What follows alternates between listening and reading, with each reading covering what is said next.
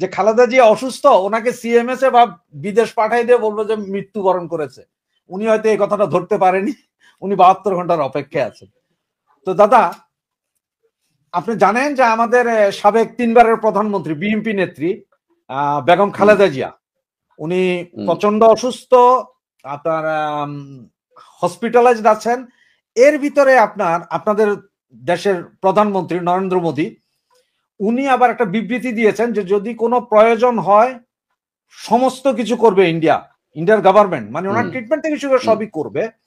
এমন ঘোষণা দেওয়ার পরে আমরা দেখলাম যে একটা ঘোষণা আসলো যে ওনাকে, মানে ভেরি ইম্পর্টেন্ট পার্সন ঘোষণা দেওয়া হলো খালেদা জিয়াকে। এখন আমার মাথায় একটা জিনিস ঢুকে, তার মানে কি আগে কি উনি খুব একটা ইম্পর্টেন্ট পার্সন ছিল না, ইন্ডিয়া বলার পরেই কি ওনাকে ইম্পর্টেন্ট পার্সন ঘোষণাটা দেওয়া হলো? আর এভাবে সামরিক এসএসএফ এর ফোর্স টোর্স দিয়ে আসলে হসপিটালের ভেতরে কি ঘটছে? আপনি অ্যাজ এ সাংবাদিক, আপনি কিন্তু অনেক নিউজ পান বাংলাদেশের ভেতরের বাহিরের, আপনি কি কিছু জানেন, কিছু বলতে পারেন বিষয়টাতে? না, ওই দেশের খবর আমার কাছে মানে ডেলি বেসিসে কিছু তো আসে না। কয়েকজনের সঙ্গে কথাবার্তা হলে পরে তারা যা ফিডব্যাক দেন, আপনাদের মতো মানুষ যারা ফিডব্যাক দেন, তাদের কাছ থেকে যেটুকু খবর শুনে বিশ্লেষণ করে যেটুকু বুঝি যে উনি খুবই অসুস্থ, এবং মানে অনেক কিছুই হয়তো হয়ে গেছে, আমরা জানতে পারছি না, অফিসিয়ালি জানানো হচ্ছে না। তবে আমার যতদূর মনে হয় যে উনি, আর একজন আমাকে বলছিলেন, আমারই এক বন্ধু, বাংলাদেশি বন্ধু বলছিলেন খুব সম্ভবত বিদেশে গিয়ে এই ঘোষণাটা করা হবে। কারণ দেশে থেকে এই ঘোষণাটা করলে তাহলে পরে মানে যতটা আবেগ দেখা যাবে, বিদেশে গেলে খবর পেলে, বিদেশ থেকে খবর পেলে অতটা আবেগ থাকবে না। আওয়ামী লীগ এবং বিএনপি দুটোই তো বড় দল। আওয়ামী লীগের যেমন লক্ষ লক্ষ কোটি কোটি সৈনিক আছে, বিএনপিরও আছে। খালেদা জিয়া সম্পর্কে ভারতের মনোভাব যাই হোক না কেন, ভারত তো শত্রু হিসেবে দেখে না, কোনো ব্যক্তিকে শত্রু হিসেবে দেখে না, দেশকে দেখে। দেশ শত্রু হয়ে গেছে না দেশ মিত্র আছে। আর ওনারা তো এখন ক্ষমতাতে নেই। কবে কি হয়েছিল 2004 সালে সেটা এখন ধরে রেখে তো ভারত চলবে না। ভারত তো বরাবরই বলেছে যে একটা নির্বাচন হোক, ভালো মতো নির্বাচন হোক, ইনক্লুসিভ, তাহলে পরে যেটা হবে, আমরা যে সরকারি আসুক তার সঙ্গে কাজ করতে রাজি আছি। সে আওয়ামী লীগও হতে পারে, বিএনপি হতে পারে, কিন্তু জামাত হলে অবশ্যই নয়। জামাতকে কখনোই সাপোর্ট করে না, কারণ জামাত হচ্ছে কি একটা সন্ত্রাসবাদী দল। এই সন্ত্রাসবাদী দলকে কোনোভাবেই মানে ভারত বিশ্বাস করে না। ভারতবর্ষ সন্ত্রাসের বিরুদ্ধে। আর খালেদা জিয়ার বর্তমান যে অবস্থা, আমার মনে হয় একটা সরকারি ঘোষণা বাকি, কিন্তু যতক্ষণ না পর্যন্ত সেইটা হচ্ছে, আমরা তার দ্রুত সুস্থতা কামনা করতে পারি, এর বেশি আর কি করতে পারি। আমিও চাই তিনি দ্রুত সুস্থ হয়ে স্বাভাবিক জীবনে ফিরে আসুন, রাজনীতিতে অংশ নিন এবং বাংলাদেশের হয়ে কাজ করুন তিনি আরো বেশি। এইটুকুই বলতে পারি, কিন্তু এদেশে বসে আমি এর থেকে বেশি কিছু বলতে পারবো না। আমরা জানতাম যে ওনাকে আজকেই আপনার কাতার থেকে একটা বিমান আসার কথা ছিল, এয়ার অ্যাম্বুলেন্স ওনাকে নিয়ে যাওয়ার কথা, কিন্তু একটু আগে যে নিউজটা পেলাম আমাদের চ্যানেল 24 বলছে কাতারের এয়ার অ্যাম্বুলেন্স কারিগরি ত্রুটি, দেরি হতে পারে খালেদা জিয়ার লন্ডন যাত্রা। হঠাৎ করে আজকে 3টায় নেওয়ার কথা ছিল আর কি, কিন্তু আজকে রাতের 3টায়, ভোর রাত 3টায়, এখন বলতে কারিগরি ত্রুটি। আবার এদিকে আমরা যতটুকু খবর পেয়েছি, একটা জিনিস আমি আসলে আমার মাথায় কিছু ঢুকছে না, ওনাকে নেওয়া হবে বিদেশে ট্রিটমেন্টের জন্য, এদিকে আবার ওনার ছেলে মানে তারেক রহমানের স্ত্রী এবং ওনার যে মেয়ে, ওরা বাংলাদেশ যাচ্ছে। তাহলে ওরা বাংলাদেশ যাবে, ওনাকে বিদেশ নিয়ে আসবে, এটা কেমন একটা গোলমেলে মনে হচ্ছে না? নাকি আসলে এগুলো সবগুলোই আরে নাটকের একটা অংশ? না না, ইউনূস সাহেবের সব কোনো নাটকই তো আর তো কোনো প্লটই আর কি ঠিকঠাক হচ্ছে না। কারণ উনি এখন প্রচন্ড ভয় পেয়ে আছেন। ভয় পেয়ে উল্টো পাল্টা যা পারছেন বকছেন। আমি একটা ভিডিও বলেছিলাম, উল্টো পাল্টা যা পারছেন ভাঁট বকে যাচ্ছেন, আর যত উল্টো পাল্টা সিদ্ধান্ত নিচ্ছেন। তো এটাও একটা ঘুরিয়ে দেওয়ার ব্যাপার তো একটা রয়েছে। এই যে জনসমর্থনের ব্যাপারটা, ঘুরিয়ে দেওয়ার ব্যাপারটা একটা রয়েছে। এখন যদি এইখানে থেকে যদি খালেদা জিয়ার মৃত্যু ঘোষণা করা হয়, হঠাৎ নিরাপত্তা বাড়ানো হলো কেন? কেউ যদি মাছিও যদি গলে গিয়ে খবরটা নিয়ে আসে, বা একটা ছবি তুলে ভিডিও তুলে নিয়ে আসে, পাবলিক করে দেয়, এখন সোশ্যাল প্ল্যাটফর্মে এই ছেড়ে দেয়, আর সোশ্যাল মিডিয়া এখন এত স্ট্রং যে মুহূর্তের মধ্যে সেটা একেবারে বোমবাস্টিং হয়ে আছড়ে পড়বে। তাহলে বিএনপি যে কোটি কোটি ছেলেপিলে যখন রাস্তায় বন্যার মতো নেমে পড়বে, তখন এই ইউনূস কি পালাতে পারবে, বাঁচতে পারবে? ও নিজে এখন খুব শঙ্কার মধ্যে রয়েছে যে যে কোনো সময় ওর প্রাণহানি হতে পারে। প্রাণহানি হবে দেশের মানুষের হাতেই। আমি বহুদিন আগে বলেছি যে ওনার মানে শেষটা হবে করুণ পরিণতি দিয়ে। সুতরাং করুণ পরিণতির জন্য ওনাকে অপেক্ষা করতে হবে, আমাদেরও কিছুদিন দেখতে দেখার জন্য অপেক্ষা করতে হবে। এগুলো ইউনূসের নাটক। ইউনূসের নাটক কোনোটাই স্ক্রিপ্টটা ঠিকঠাক হচ্ছে না, এন্ডিংটা ঠিকঠাক হচ্ছে না। ওই সিনেমা বলো বা নাটক বলো বা তোমার নোবেল বলো, অনেকটা ওই প্লেন চালানোর মতো, safe take off and safe landing. Safe take off হচ্ছে, কিন্তু ল্যান্ডিং এর সময় ক্র্যাশ করে যাচ্ছে। সব ল্যান্ডিং ক্র্যাশ করে যাচ্ছে ওনার। তা আমি দাদা তো ভাবছি আপনার ডাস্টবিন শফিক কিছু বলবে বোধহয়। বলতে পারে তো হয়তো। ডাস্টবিন, হ্যাঁ, ডাস্টবিন শফিকের মুখনিসৃত বাণী না শুনলে আমি ঠিক মনে শান্তি পাই না, আমোদ পাই না আর কি। যে আমোদ উনি দেন সেটা পাই না। হ্যাঁ, কি বলছিলেন বলো। দাদা আপনারা জানেন, আপনি এটা নিয়েও সম্ভবত কন্টেন্ট করেছেন, এই যে 3 দিন 4 দিন আগে আমাদের একটা তদন্ত কমিশনের রিপোর্ট বেরিয়েছে, যেখানে আপনারা আপনাদের দেশ থেকে 1,000 লোক পাঠিয়ে আমাদের 57 জন সেনা কর্মকর্তা, ইন্টারাল 75 জনকে হত্যা করেছেন। এরপর নাকি অ্যাম্বুলেন্স খোলার পরে সব আপনার হিন্দিতে কথা, এখন হিন্দি আর পাকিস্তানি কথা কিন্তু একই রকম, হুম। দুটোই কথা একই রকম, বুঝার কোনো উপায় নেই। একমাত্র পাঞ্জাবি বা পাশতুন ওইটা বুঝার উপায় আছে, নাহলে নর্মাল কথা বুঝার উপায় নেই। দুইটা একই রকম লাগে। এরপর ওরা বলছে যে এটা ইন্ডিয়াই করেছে। এই রিপোর্টের পরে আসলে আপনাদের দেশের জনগণ, পাবলিকের মধ্যে কি রিয়াকশন?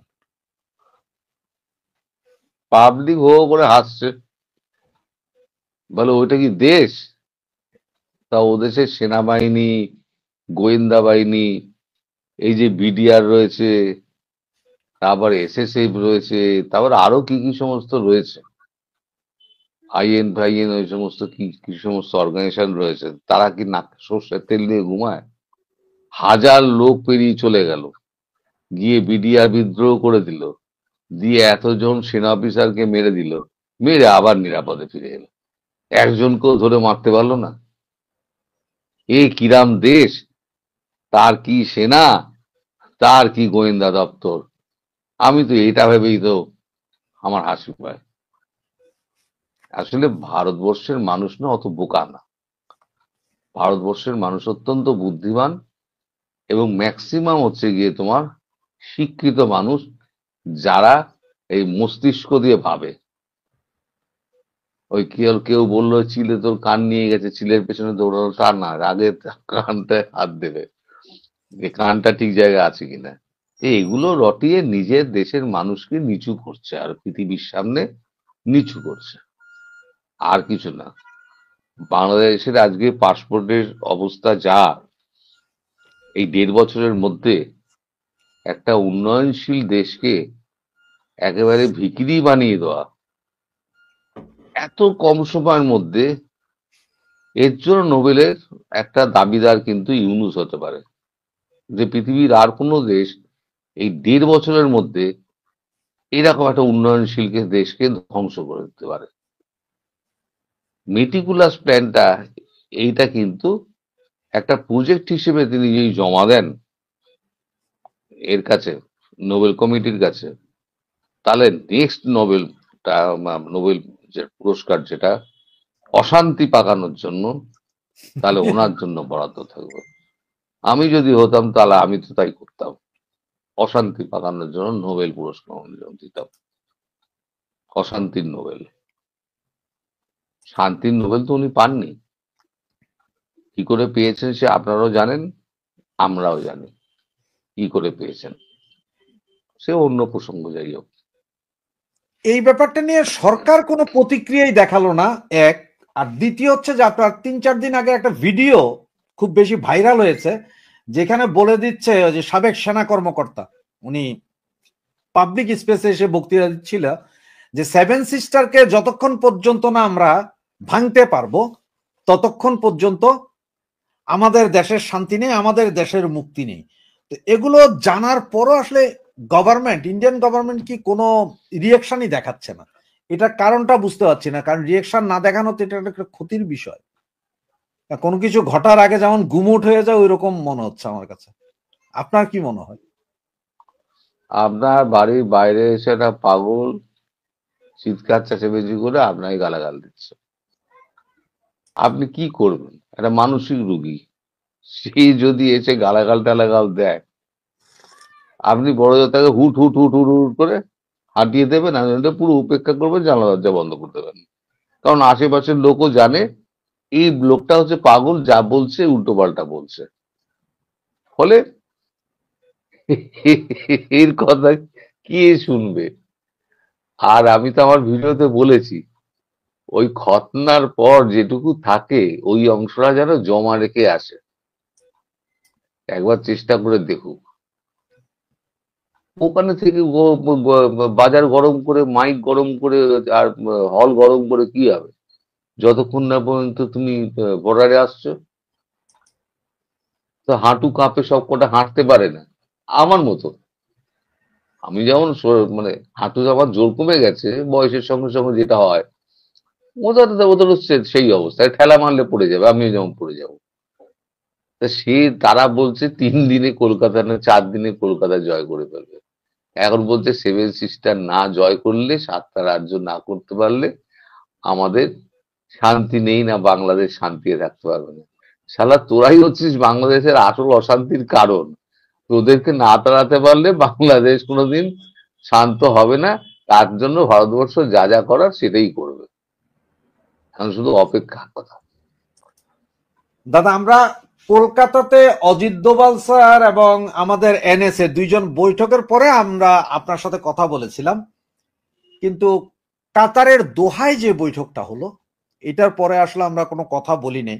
কাতারের দোহার সেই বৈঠকের ঠিক একদিন আগে কিন্তু কুমিল্লাতে আপনার একটা জঙ্গি ক্যাম্প হানা দিয়েছিল সেনাবাহিনী। কিন্তু আমাদের কাছে যতটুকু খবর আছে, তার আগে নাকি ওখান থেকে নাকি 11 জন মিসিং আছে। 11 জন মিসিং আছে, পাকিস্তানি লোকজন 11 জন মিসিং আছে। কে বা কাহারা কোথা থেকে মিসিং হয়েছে কেউ বলতে পারেন। আপনি কি জানেন যে আসলে দোহাতে কি মিটিং হলো? এটা কি আসলে বাংলাদেশ বিষয় ছিল নাকি টোটাল জিওপলিটিক্স নিয়ে মিটিং ছিল? কারণ ওখানে আমেরিকাও হাজির হয়ে গেছে। বাংলাদেশ নিয়ে আমেরিকার তার অবস্থান এবং ভারত তার অবস্থান ওর কাছে ক্লিয়ার করে দিয়েছিল। আর পরিষ্কার বলে দেওয়া হয়েছিল এই এই জিনিসগুলো যদি না করা হয় তাহলে পরে বাংলাদেশের কপালে দুঃখ আছে। এই আপনি যেটা বলছেন না, জি, তার নোটটা আমার কাছে আছে। যদি তাতে একটু নোটটা দেখে বলেন আমাদেরকে। খলিলুর বলেছিলেন, আমার পুরনো ভিডিওতেও আছে এটা।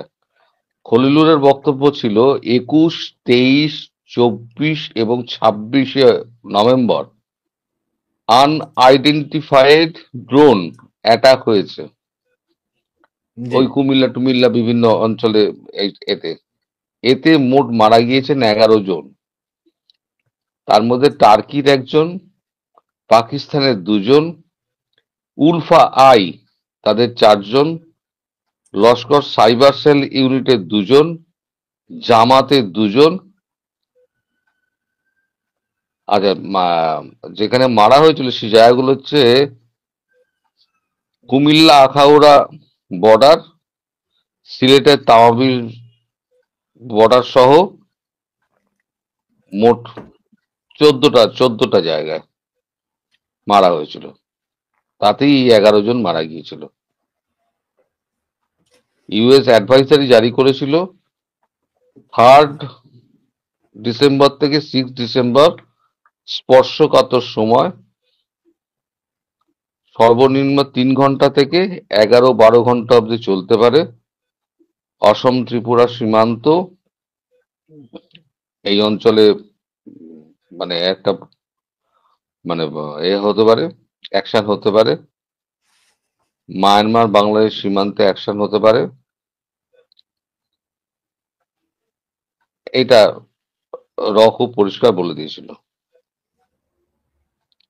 তারপরেই ওখানে তড়িঘড়ি 12,621 জন সেনা, বাংলাদেশি সেনা রংপুরের বর্ডার অঞ্চলের পেছনে করা হয়, মোতায়েন করা হয়। তারা এখনো সেখানেই অবস্থান করছে, এইটুকু আমার কাছে আছে।